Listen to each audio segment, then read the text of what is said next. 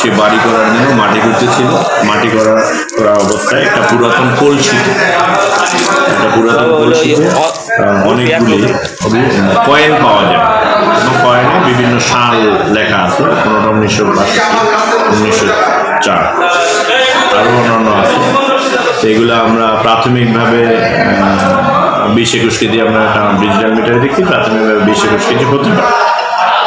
এটা নিয়ে আমরা পরবর্তী আইনের ব্যবস্থা বিজ্ঞ আদালতের মাধ্যমে আইনের ব্যবস্থা নেওয়ার জন্য প্রক্রিয়া দিলাম। এটা কি বাংলাদেশি কয়েল না ইন্ডিয়ান কয়েল দেখে বোঝা যাচ্ছে?